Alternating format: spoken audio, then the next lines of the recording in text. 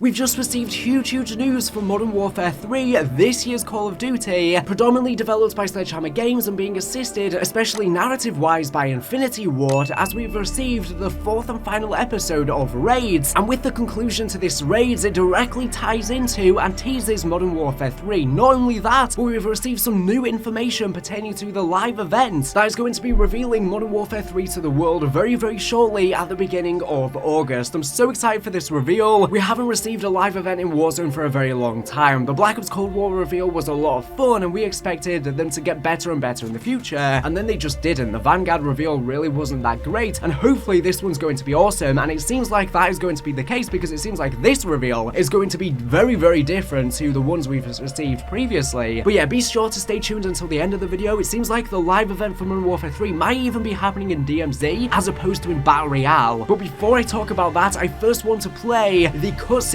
from episode 4 of Raids so that you can be filled in before I then go and talk about them. So stay tuned.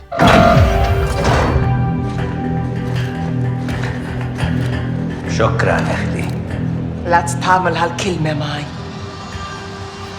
خلي يكونون لا توصوا.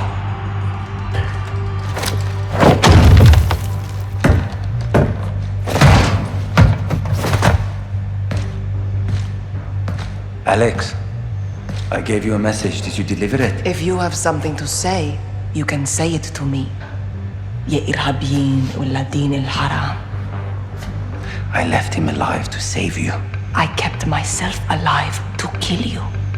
I'm protecting Urzikstan from our enemies, Farah. You are making war where there was peace. Peace?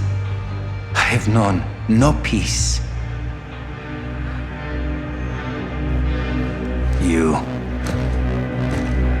let them give me to the Russians. You betrayed me, Captain. You betray yourself. And still, I stand here unarmed. You've been trying to kill us at every turn. My men are here to prevent failure. If you were dead, I would mourn. But I will not kill you myself. It is impossible that we share the same blood. I love you, Farah. Even if you hate me. In that way, we are not the same. One of many. We take lives to save lives, sister. A nuclear weapon won't help anyone. You'll only make things worse, Hadir. Then so be it. I will not let you stand in my way. Meaning what? You will be detained until I complete my mission. And then? We will see. خدون أزنزاني.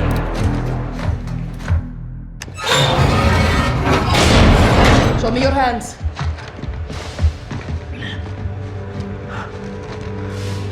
Farah, you have the warhead. Use it. No, Hadir. No one will use it. It will be disposed of safely. It won't stop. You have to fight them the way they fight us to win. If we do, we've already lost. Sister, together we can stop them like we did before.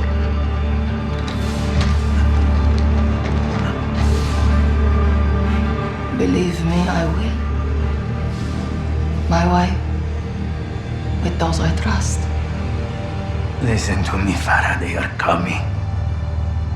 Urzikstan is in danger. Who is coming, Hadir? Mama and Papa would be proud. Keep them here. Keep this clear. How dare you? They have nothing to do with this. Farah. Hadir, give us a name. The real Russians. Who? Who? Hadir! He's gone.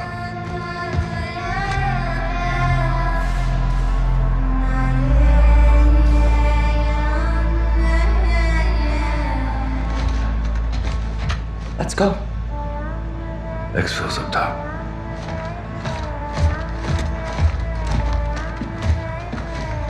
All stations, Hadir's dead. Warhead is secure. We're coming up.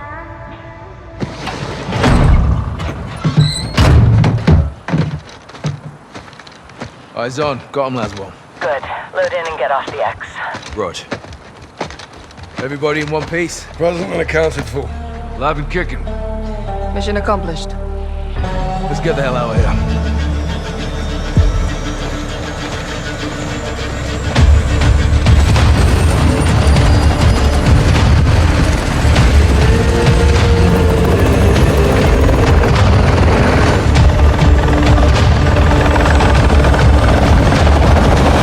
Okay, so as you just saw, that was very, very sad. Hadir is dead. Of course, a lot of us were speculating that Hadir would indeed be Al-Asad because his father referred to him as a little lion as a child, and of course, Al-Asad is known as the immortal lion. Both of them have grown up in Urzikstan, both of them hate the Russian government, and in fact, both of the characters look identical. They are using the exact same models in the files of the game. So since we have just found out that he is dead, a lot of people are now saying, well, it seems like Hadir isn't Al-Asad, but that is not necessarily true. We do know that Hadir is the commander of Al-Qatala, or was, now that he's dead, and also Al-Asad was the leader of Al-Qatala, so it's still very well possible that both are the same person, and both of them essentially just died because they are the same person. Just because he is dead doesn't necessarily rule out that Al-Asad is not Hadir. It just means that maybe we're never going to see Hadir or Al-Asad in the storyline in the future ever again. And if so, that's very sad because Al-Asad didn't really play much of a role in the story. We only saw him briefly in Spec Ops, and he was assisting in the Warzone stuff, and that was really it. We expected him to play a more integral role. So let's recap as to what has happened within these Atomgrad raids before I jump into what is going to be happening in the Modern Warfare 3 reveal and how these cutscenes tease that. So all this information is coming from the Call of Duty wiki, by the way. We learned that Hadir was revealed to have escaped incarceration in Russia and ascended the ranks of Al-Qatala to be a high-ranking commander. During the raids, Alex Keller was captured by Al-Qatala troops, but later spared by Hadir himself so that he can relay a message to his sister, Farah Karim. Join forces with Al-Qatala to kill Russians or turn back. Farah, Price and Alex went on to search for Hadir, however Hadir and his men sent bombs. Hadir demanded Price, Alex and his sister, Farah, to drop their weapons. Afterwards, Hadir ordered to have the trio locked up, however they broke out and a fight to the top ensued. Farah, Price and Alex later found Hadir in an elevator trying to escape from Atomgrad, while Al-Qatala soldiers surrounding the area in a last stand to protect their commander. Hadir's upward escape route went south when the trio damaged the elevator's mechanism to the point it collapsed onto the ground, with them bailing from the car just in the nick of time. Found mortally wounded, Hadir tried to reason with Farah to use the nuclear device, warning that a new enemy is coming for Urzikstan, the real Russians. However, he drew his last breath before he could give everyone a name, who is likely Makarov. Farah then, with her brother in sight, shed a tear acknowledging his death. Now, in the intro cutscene for this episode 4 of Raids, Hadir and Farah had an argument because Hadir believes in less binding to morals and rules. He believes in doing bad to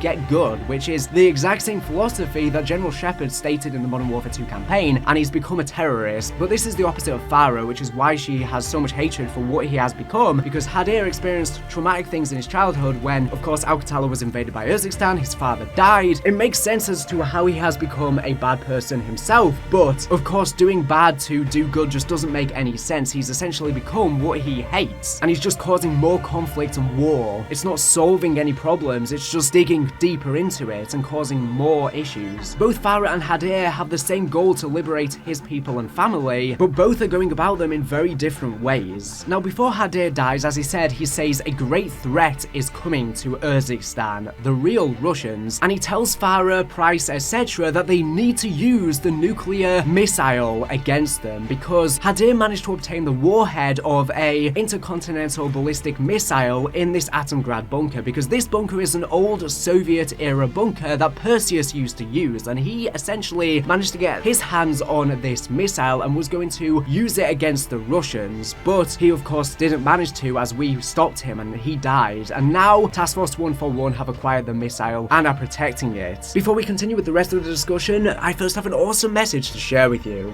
Get ready for an adrenaline fueled experience like no other. however, thank you to Contenders Arena for kindly sponsoring this video. Brace yourself for the high-octane action of Contenders Arena, a heart-pounding 3v3 arena shooter that will keep you on the edge of your seat. Currently in closed beta, this is your chance to get a taste of the intense combat before it ends on the 17th. But fear not, you can easily sign up for the next beta by following the link in this video's description and simply entering your email. Join the playtest and help the developers create the ultimate experience. In this futuristic game show, you take on the role of a skilled pilot, guiding mind-controlled robots known as gladiators into action-packed matches. Get ready to enter the extended universe and showcase your skills on the grandest stage of all. Prepare to move in style like never before. Wall running adds a thrilling vertical dimension to the gameplay, allowing you to navigate the arenas with unparalleled agility. Experience the rush of grinding on rails, swiftly traversing the battlefield in display of pure finesse, and when the situation calls for it, slide through gaps to evade enemies to unleash surprise attacks, leaving your opponents in awe. Choose your gladiator wisely, as each one brings unique abilities and weapons to the arena. Will you select the powerful brawler, sponsored by an in-universe mega corporation, or perhaps the swift and elusive scout is more your liking? The choice is yours, and your gladiator's fate rests in your hands. Prepare for pulse-pounding arena combat where the possibilities are endless. With diverse abilities at your disposal, you can gain the upper hand in thrilling battles, create personalized loadouts by mixing and matching different abilities and weapons, enabling you to devise unique combat strategies that suit your playstyle, adapt, evolve, and dominate the competition. Unleash your creativity with the game's extensive customization options, complete challenges, and explore the item shop to unlock unique in-game items, making your gladiator truly one of a kind. Change their appearance with a wide array of skins, showcasing your own unique visual flair. Personalize your gladiator even further with a range of armor pads, proudly displaying your achievements to the world. And don't forget to choose from a variety of banners to show off your profile in style. The thrill doesn't stop there. Engage in regular challenges during online matches to earn exclusive rewards and enhance your gladiator's look. Unlock stunning skins, eye-catching banners, avatars that reflect your personality, and victory poses that make a statement. With each season, a new set of rewards awaits, allowing you to continually expand your collection through gameplay and challenges. So if you are a fan of shooters, and I'm sure you are since it's all I post on my channel, don't miss out on this opportunity to sign up for the beta. Head to the link in this video's description and secure your spot. Whilst you wait, why not wishlist the game on Steam too? Get ready to unleash your skills and dominate the arena.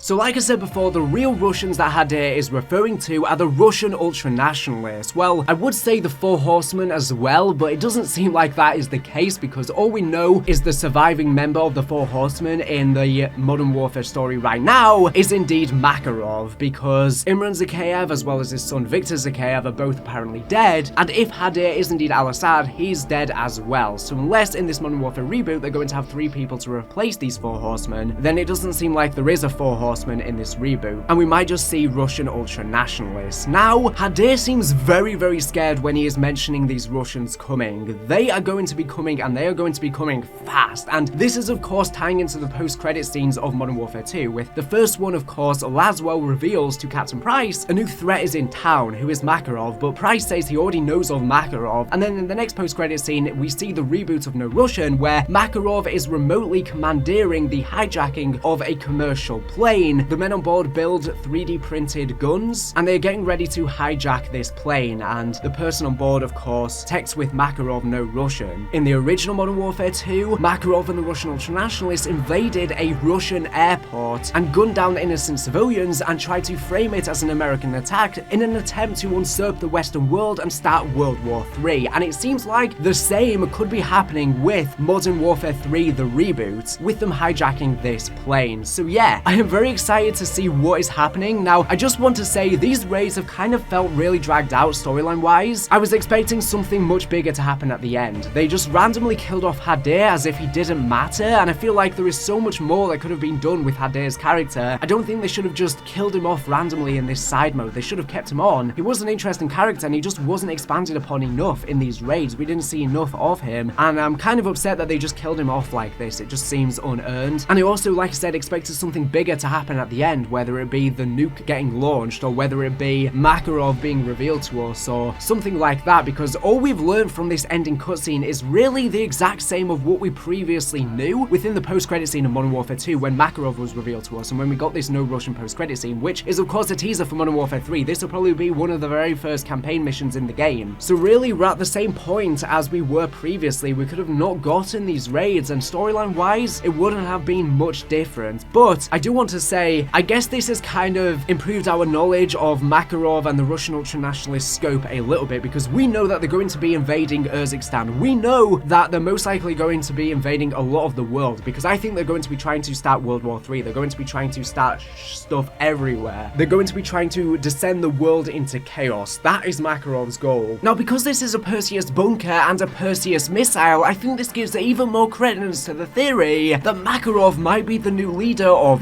Perseus from Black Ops Cold War, because the Russian ultranationalist and Perseus's MO is pretty much exactly the same. Both are Russian ultranationalists that both want to usurp the Western world using nuclear activity and other stuff. And Perseus is a group ideology. It doesn't matter if the leader dies, such as Stitch or the old guy who died of cancer, their legacy continues. And we know that Perseus are still active. They were on Rebirth Island doing stuff with Novigas. Novigas has been appearing on some of the multiplayer maps, so it makes sense that Makarov may be the new leader of Perseus, especially with him wanting to invade Urzikstan and potentially a lot of other places around the world, sending the world into utter chaos. This is pretty much the exact same goal as Perseus, and now that the Black Ops Cold War and Modern Warfare timelines are one and the same, it makes sense to interconnect the stories via Perseus. They've been appearing throughout the Modern Warfare universe with no direct connection to the main storyline, so now could be the opportunity to do so. But how does this tie into the Modern Warfare 3 reveal event inside of Warzone? Well, previously reported, Insider Gaming have stated that Modern Warfare 3 is going to be revealed via a live event inside of Warzone at the beginning of August. Now, they said August 1st, which is very, very soon, but of course this is subject to change. Now, the interesting thing is that Season 5 begins on August 2nd for Modern Warfare 2 and Warzone 2. So maybe Insider Gaming got the date wrong and it might not be August 1st, because that would mean we would get the reveal and then literally Season 5 right after. It's quite possible that the Season 5 cinematic cutscene will actually be for Modern Warfare 3. That could be some sort of trailer or teaser of some sorts leading into the reveal event. And maybe they'll release it right before Season 5 begins on August 1st so that people know to jump in with Season 5 to check out the event. However, people have looked into the files of the game, and apparently there's files regarding a live event that's going to be happening inside of DMZ and not Battle Royale on Al Mazrah to reveal Modern Warfare 3. So what I think might be happening here is that the live event might be Makarov and the Russian ultranationalists. Their army might be invading Al Mazrah, and that could be the live event for Modern Warfare 3. And I think that would be an awesome live event. Now, of course, this is stuff from the files of the game, is subject to change. It's also subject to misinformation and misinterpretation. So it's possible that maybe it won't be in DMZ and will be in Battle Royale instead. But I prefer the fact that it should be in DMZ. It makes sense for us to play it in DMZ because it's like a semi-open world mode with lots of AI soldiers all over the map, and I think it would suit a reveal event a lot better. Maybe at the end of the event we will exfil or something like that, or maybe a nuke will get launched. I don't know, but yeah, I'm really excited for this reveal event. But anyways, that's everything I wanted to talk about in this video. Thank you for watching the video. Make sure to subscribe if you're not here for latest and greatest Call of Duty news and information. So anyways, thank you for watching, and